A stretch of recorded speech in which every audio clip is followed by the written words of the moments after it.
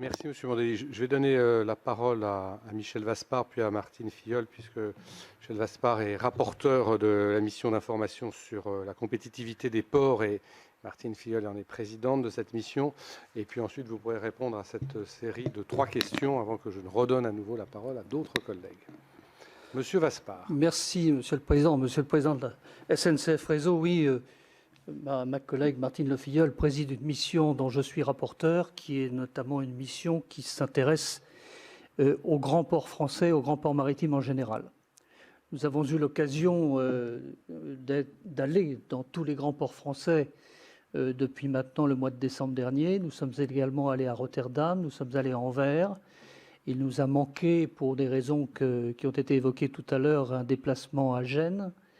Et nous voulions d'une part voir quelles étaient les raisons qui faisaient que nos grands ports maritimes français prenaient du retard, ont pris du retard et continuaient à prendre du retard sur le fret international par rapport à un certain nombre d'autres grands ports européens, dont notamment, comme je vous le disais, Anvers, Rotterdam, qui est près du Havre, mais également le Pirée, Gênes et même Trieste. Donc ce sont des ports qui nous entourent, on parle moins de Barcelone.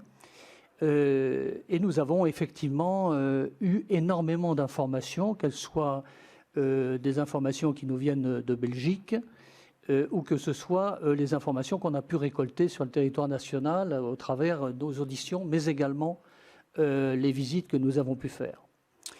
Grand port veut dire intermodalité. S'il n'y a pas d'intermodalité équilibrée, eh bien évidemment nous continuons à engorger les routes. Donc l'intermodalité, c'est le fluvial et le ferroviaire. Nous avons la chance en France d'avoir un des très grands ports céréaliers d'Europe, qui est Rouen. Nous avons La Rochelle aussi, mais nous avons Rouen. Et nous avons eu une surprise extrême lorsque nous avons auditionné et visité le port de Rouen. C'est qu'il nous a été signalé qu'aujourd'hui, l'acheminement des céréales depuis les silos qui sont en campagne et qui sont desservis par des capillaires. Les capillaires sont en très mauvais état. Personne actuellement n'envisage de les rénover. Et aujourd'hui, nous en sommes à entendre, lors de nos auditions et de nos visites, que le transport qui se fait aujourd'hui par voie ferrée risque d'être transféré par la route, tellement les capillaires sont en mauvais état.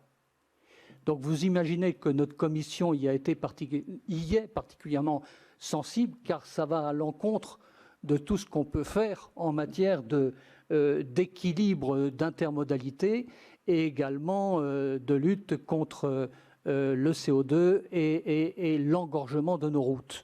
L'engorgement de nos routes nous a été signalé dans beaucoup de grands ports français. Nous sommes très en deçà en matière d'intermodalité ferroviaire au départ des grands ports de ce qui se fait dans les pays voisins. Donc, Monsieur le Président, il y a un réel problème. Nous ne pouvons pas envisager qu'il y ait du fret actuellement transporté par le fer qui soit transporté demain par la route. Ça serait véritablement un scandale. Je ne parle pas du fluvial parce que vous n'êtes pas directement concerné, mais c'est un vrai sujet et je voudrais savoir quels sont les moyens actuellement que vous allez consacrer, que vous allez consacrer à la rénovation de ces capillaires qui desservent les ports céréaliers français. Merci. Alors, par rapport à vos questions, Monsieur Vaspart, sur la question de l'intermodalité, on en est pleinement conscient. Bien sûr, la question d'assurer la mobilité dans l'Interland par rapport aux grands ports, c'est une question fondamentale pour le ferroviaire. Vous avez cité en particulier l'importance de l'acheminement des céréales au départ des capillaires. J'en suis pleinement conscient parce que j'ai eu l'occasion de me rendre compte à quel point ce que vous venez d'exposer est une réalité fondamentale du réseau français pendant la crise Covid-19. On a été particulièrement attentifs. On a eu des comités exécutifs tous les jours. Et au sein des discussions dans ces comités exécutifs, très régulièrement est revenue la préoccupation des céréaliers, en effet, et de l'alimentation par les capillaires du réseau principal pour le transport de céréales. Donc nous y sommes très très attentifs.